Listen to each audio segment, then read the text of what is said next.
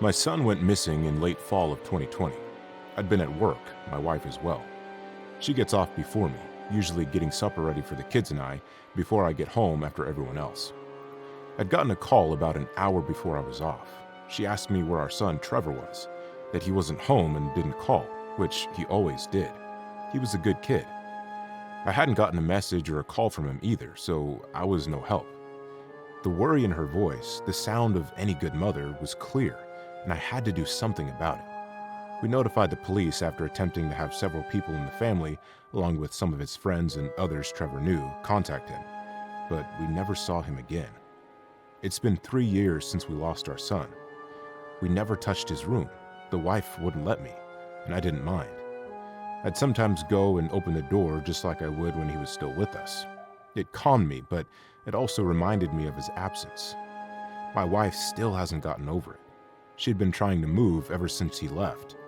I fought it for a while, citing the kids would move schools, lose friends, start all over again. She bought it. The 30-year anniversary of his disappearance had come and gone, but her feelings resurfaced. The other day, I was going through some of his stuff with my wife, deciding what we'd keep and what we'd part with. It was the most difficult thing we've ever had to do as parents. I can't imagine others ever feeling this way. We must have debated over every single item in his room 1,000,000 times. No, throw that away. Never mind, I think I actually want it. Okay, I think I can part with it. Oh, I'm just unsure, honey. That kind of thing.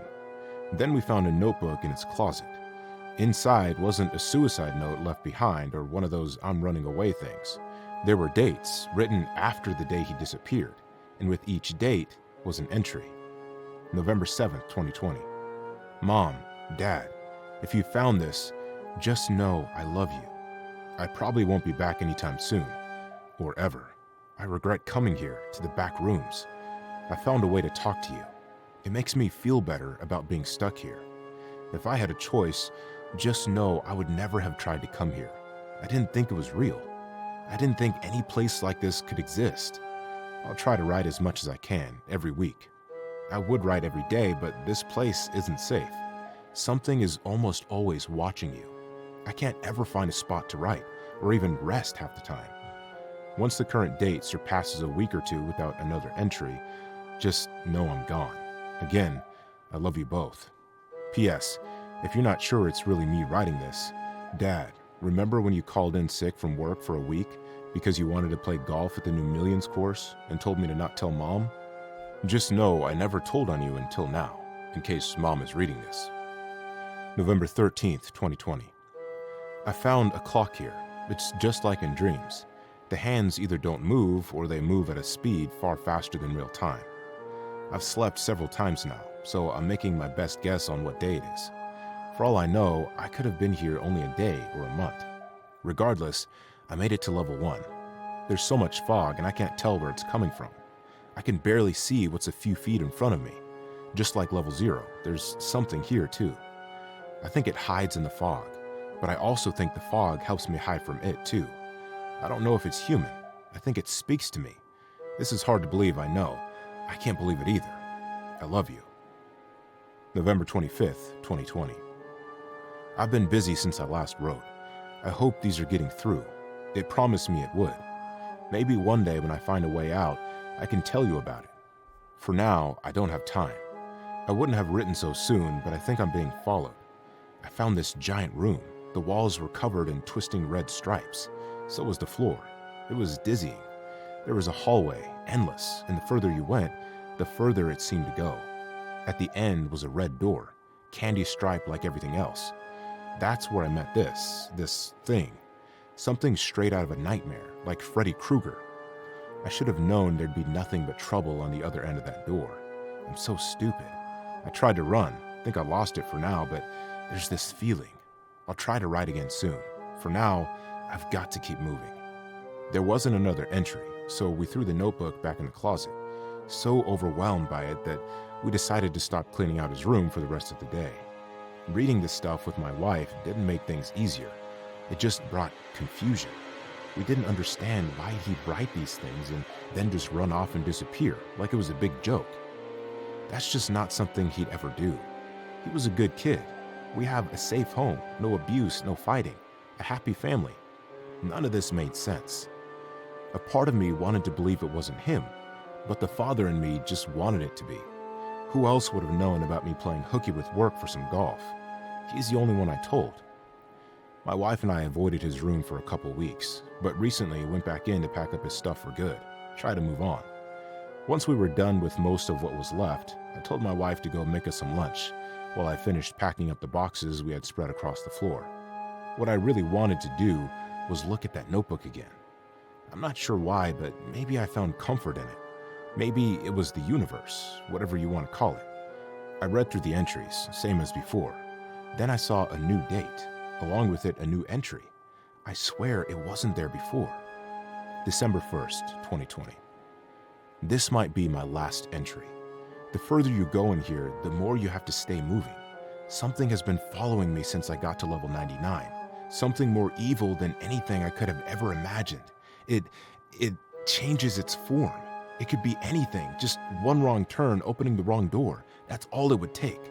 I'm too scared to move further, but if I don't, I won't make it out alive. I won't let it touch me. Those hands, those long, red, velvety fingers, I won't let it touch me. Won't let it take me where it feeds. I've run out of food.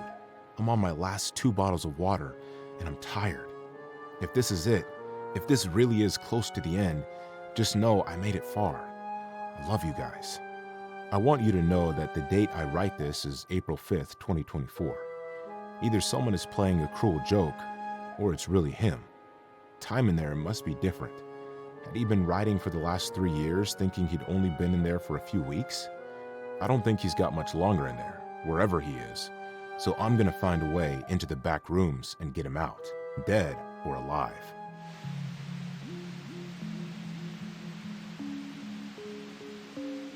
I've been to the back rooms, and I'm going to tell you how I got out. Believe it or not, there is a way out. The back rooms has this aura that convinces you otherwise. It stretches space and time. It does this to convince you that you're inside a black hole, that once you've found your way in, the proverbial event horizon, it's a one-way street, and nobody is opening the door back up for anyone planning to leave. I was one of those people, and like many others, I didn't think I was going to make it out alive. Let me start by saying it like this. Your chances are slim to none on getting out. It might be hard getting into the back rooms, but it's much, much more difficult to get out. Or at least I think so. I haven't read about anyone else escaping. For all I know, and for all you know, I might be the only one to do it. After reading online on how to no-clip out of reality, I spent a week trying to do it.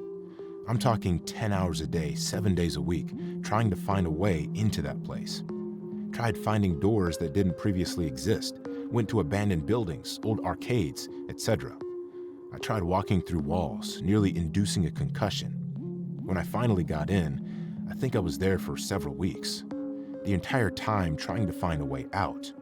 With those several weeks, I created a copy and paste process for anyone wanting to survive and see our world again.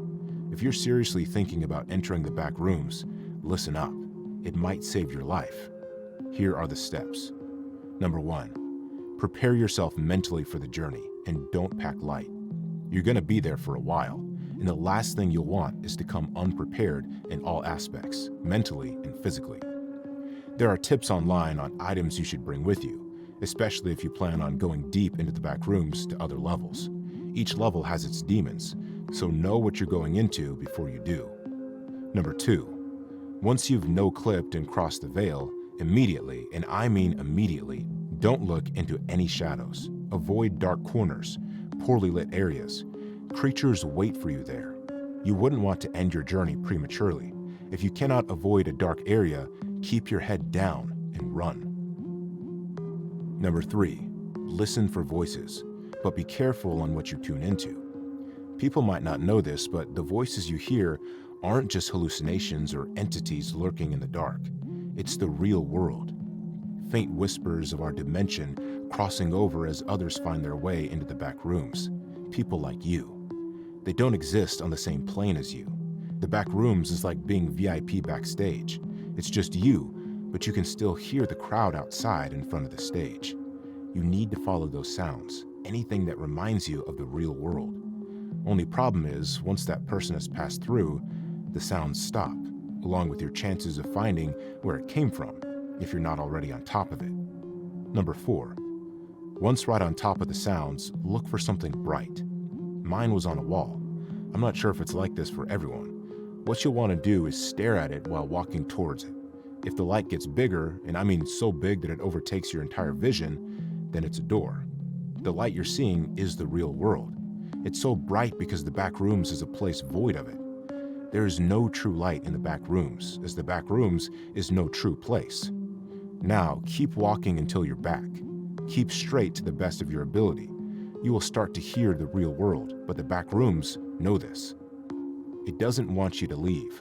That being said, just like step number 3, don't believe everything you hear. All it takes is for you to get turned around and moving in the other direction, then start following it, to walk right back into the back rooms, back at square one. Keep straight.